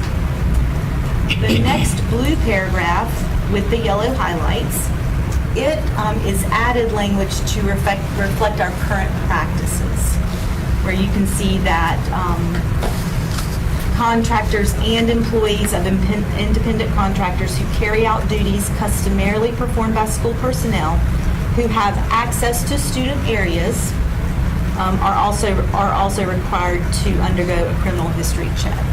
So that's our current practice, so we've put that in blue. And then there is the general statute language there in the third paragraph in red. And then where you see the strike-through language at the end of paragraph 3 of number 3 is the law does allow for us to accept other school systems' criminal history checks, and we just prefer to run our own. So we have a strike-through there so that we would run our own criminal history checks. And then you have the general statute reference updates. So the red language reflects statutory requirements, the blue language reflects local practice. And I really appreciate the Wake County piece, that even though we're allowed to, we'll do our own. So I appreciated that edit. Board members, do you have any questions about 7100? Okay, can I get a motion to put 7100 on consent on December 16th? That was Ms. Rice, Ms. Gordon and Ms. Rice. All right, all in favor, please say aye. Aye. Any opposed? 4260. 4260, I believe that was just there for reference for you to see the current policy. Right. No changes. You asked when we brought this back to include that as an information item, should it need to be referenced. We put it in there as an information item, and Tracy listed as an information item. Right. So, Thank you. you're welcome. I have, Dr. Taylor stepped out, so we're not going to do the ombuds conversation without him. Chair Hackney. I know we've already made a motion to push it forward. I was trying to hurriedly find the information, but on the last policy, 7100. I just had a question in terms of, there's a provision, the terms of the transportation services contract may require the individual to pay for the cost of the criminal history check. Do you know what our practice has been, if the cost of those background checks have been borne by the applicant, by the transportation company, or if we reimburse those? They are not. They are covered by the school system. So our actual contract language, which Mr. Ramey and I are working on tightening up a couple things in there, but our actual contract language does have, it is the school system's right to do the criminal background checks because we are more extensive in our criminal background checks. We go back to the age of 18. I don't want to speak to all of that because that's very lame, but I am quite familiar with that and the language that we maintain in our service contracts. Okay. I thought that was the practice, but then I saw the language about it might require the individual to pay, and so that threw me, and I wondered if it was that they were providing their own. They do not. Now, if a company does their own criminal background checks, thank you, but we also perform them when they meet the criteria of being along with students or they are in employee-like positions. Okay, that answers my question. Temporary positions. I appreciate it. Thanks. Thank you, Madam Chair. Sure. So what I'd like to do with the employee ombuds is only do the presentation because we are at 2:44 and I have respect for everyone's time and we do have another meeting at 3. We're not going to be able to walk through the policy language. So Dr. Taylor, can y'all get through that, but just the presentation piece quickly? And then before you... That would be Dr. Crane. Before I give you the floor, Dr. Crane, I'd like to ask that the mental health first aid training discussion and the exchange student discussion be put on the January policy agenda. Okay. Well, then, we will say goodbye to Drew one more time. And thank him for being here today. And for Delinda Ramirez Carter. Both are retiring. And thank you both for coming down and showing your faces and sharing your presence with us today. So grateful to have worked with you and will so miss your experience and wisdom.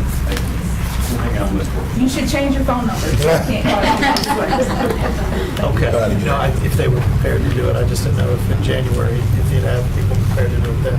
They will. Okay. Yeah. Thank you all, and I'm sorry you sat here through the rest of it, but we appreciate your time and your work. Thank you.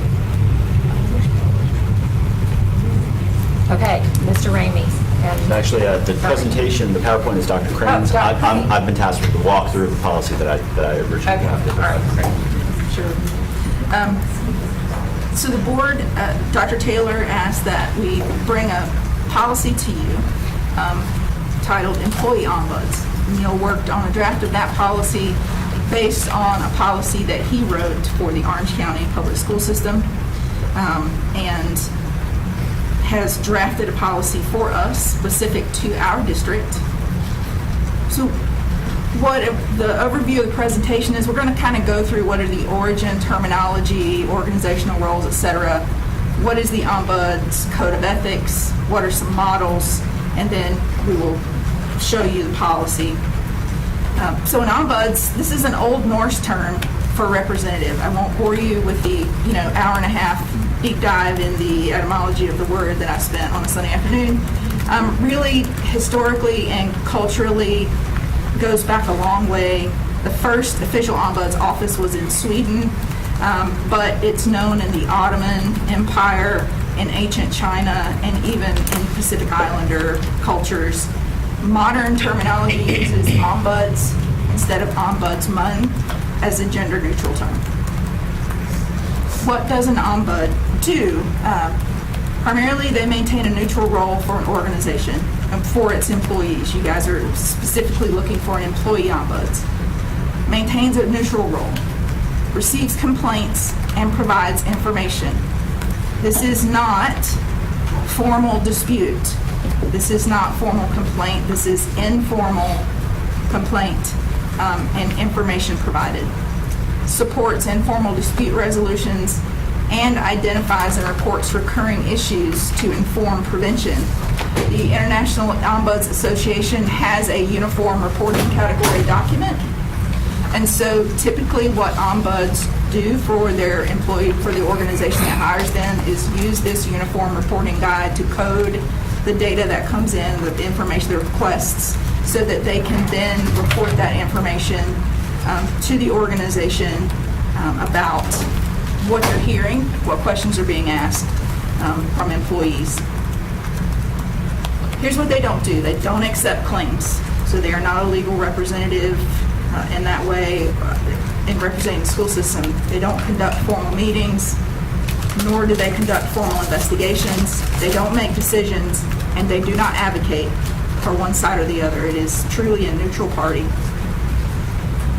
Core values.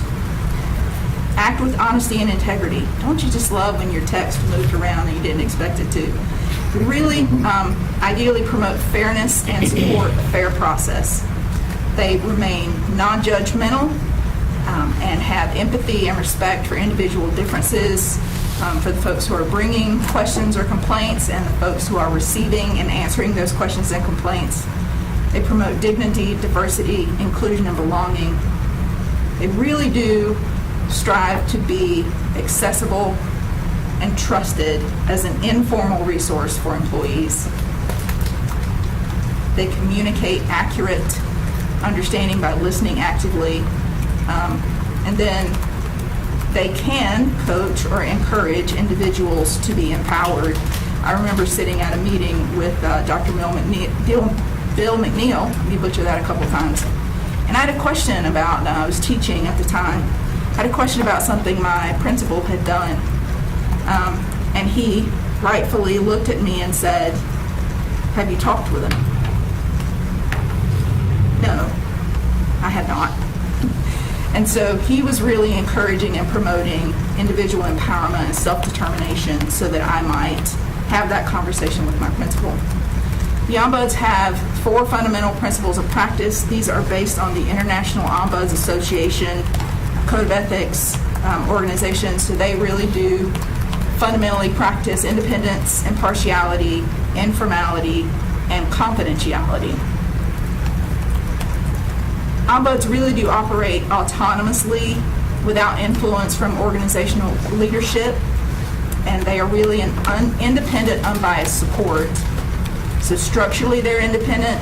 They report separately to organizational leaders about what they're hearing, and they strive to be that foundation for trust that employees would have that things are being heard, etc. Impartiality, again, they don't advocate, they don't take a position, and they really do serve in that informal dispute or conflict resolution. It's an informal process. They are excluded from the formal process. They don't participate in any formal administrative procedures.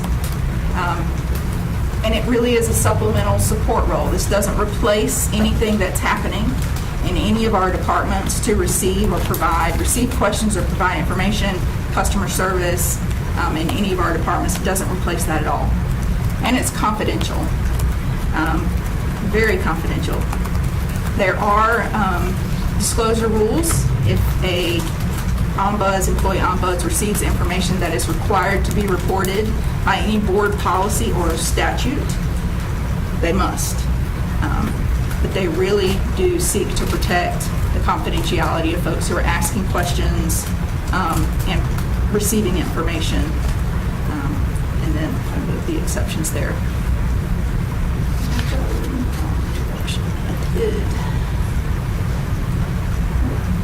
So sorry. It's okay. So again, what do?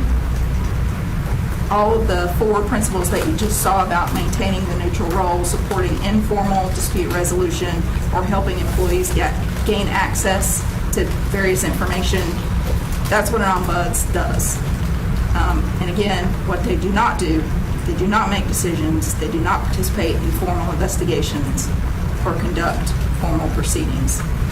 K-12 models, again, we mentioned Orange County. They do have a policy, 7960, employee ombuds. This is a live link in the presentation, so you should be able to click there and get it. Prince Williams County Public Schools also has an Office of the Ombuds. That's their policy 180. So you can see that policy there. Fairfax County in Virginia also has an Ombuds office. They don't have a policy specifically to it. Fairfax does produce an annual report from their ombuds, so does Orange County. And both, again, use this uniform reporting structure to code the requests that they get. You have a draft of the policy. You've indicated today is not the day to walk through that policy. Just for information, the policy sets out to establish guidelines for the responsibilities of a Wake County employee ombuds. It states the purpose, scope of authority and independence, protection from retaliation is there, the standards of practice sets out what records they can and cannot access. They have access to legal counsel. And then some other information about data collection and reporting, other operational guidelines, et cetera, stating what the limitations are. So we brought you a draft policy today. Just wanted to give you an overview of what the basis or the foundation for the generation of the policy. It are the standards that are produced by the International Ombuds Association. Those 4 principles, the things that you see in the policy you saw in the presentation, really do are the foundation for what an ombuds does, whether that's an organizational ombuds, an employee ombuds. You understand that your desire is for an employee ombuds, so it would be restricted to that population. And it's long. I did look at it before, that's why I was like, we're not reviewing that at this point. We do have time for a little bit of discussion. I wanted to share that I remember we discussed this when Kathy Moore was still with us, adding it to the budget and adding it as one of our staff members, and saw the need even at that time. I don't know how long that history goes back before I was on the board, but I remember it at least that long ago. So Chair Haggerty, did you want to? Yeah, so the idea of the OMSBud is something that we've talked about as a way to improve dispute resolution in the district. And there are lots of different models. You have a Orange County model and some others. But I think before there was talk about maybe creating this office without a full understanding of what it does and how it works. So this proposal is a little bit different. This one would use an ombud service that would have someone who was truly independent of the district who could come in, and this would be more, I think, as we've talked about it, and in the policy draft, more of a pilot that would be restricted to employee issues. The idea is that if it's successful, if people like it, you could expand it to all sorts of other disputes with families, services, academics, disciplinary issues. But right now, for the expenses, we would start just with the employee grievances. What is different about this than what we talked about under Superintendent Moore is that Superintendent Moore would have had an employee serving in this role. But let's say you have an employee dispute within the administration. Well, what if the ombuds reports to your supervisor? Or what if there's a gap between where you are and that whole chain of command, who's investigating, who's resolving these disputes? The idea is that by having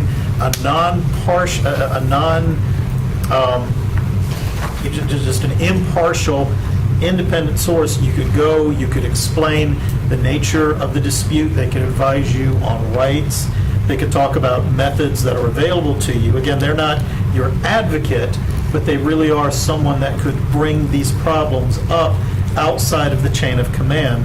And then, while it's all confidential, the other rule is that if an ombuds were to notice a particular pattern of events or particular conduct that seemed unseemly, that's something that the nature of the problem could be brought to the superintendent or to upper management without necessarily having an employee who may be reluctant to do it for fear of retaliation. So, it's an idea that we've talked about. I think this is a much more refined idea. Dr. Taylor, would you have?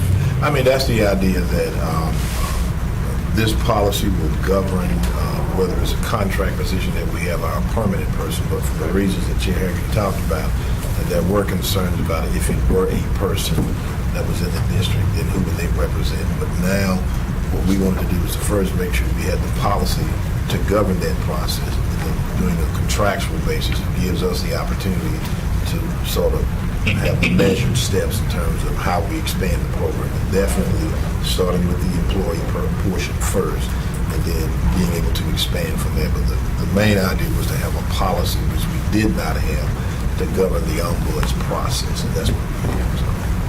Having the policy makes it clear to everyone what the role does, what it's empowered to do. And again, the whole purpose behind this is dispute resolution, the ability to come into a conflict, try to figure it out, untangle it before it escalates or results in someone, And I think with going back to what Chair Hagerty shared is that I think some of the hesitation was would a person show bias if they were a district person, and so this will be an opportunity for people to get comfortable with the process, and then bringing on an actual person, they will clearly know and understand what that role is, and it is about neutrality and not showing bias. But we see this as the first good step to this. Just to make sure everyone's clear, that this policy would allow you to go either way. You can either have an independent contractor or an employee, because we recognize you may may change your mind. It may be an experiment, you change your mind. So it gives you that flexibility. And it is relatively common for ombuds to be employees of the organization. It's important they have, if that's the case, they have very clear insulation and independence and protection, and that's what the policy would give you. But Dr. Taylor has indicated he'd prefer to start with the independent contractor approach. But again, you would have the flexibility to shift gears. I think before, one of the issues might have been the cart before the horse. Yeah. We're looking to create a position, and you even had posted a position without a full understanding from everybody what the position would do and what the value would be. Dr. Ng? Yeah, I mean, I like the idea of being impartial, kind of standing outside of the organization in a way. But one thought I had was in terms of that ombuds' ability to access confidential information. Is that something that we're going to have to look at? Yes, and there's detailed provisions in the policy. When we have more time, I'll walk you through how we address all that, but we address student confidentiality, personnel privacy, when there's mandatory reports, exceptions to confidentiality. It's all spelled out in some detail. Ms. Gordon or Ms. Rice, did you have anything? For the sake of time, I wait for the discussion around the policy. I've reviewed it. I think, Chair, did you have something? No, mine was just around like how are we ensuring that they are unbiased and like around training and selection. Yeah. I think Chair Hagerty and I'll get together. It sounds like there might be an opportunity to bring this to work session rather than wait until January. But he and I will huddle up about that. So to be continued. Just before we close, I wanted to say the mental health first aid training, we'll also be bringing back 1310 and 4002, because those were really part of the June discussion. And the mental health first aid training is based on a brief conversation comment from Ms. Rice some time ago. And then the exchange student issue I've had from two different board members with things that have arisen with families. The exchange student issue may not be something we have to address in policy, but if it is, that's why it's on the policy agenda, so that we can address it there. You said 1310, 4002? Yes. I'd just like something.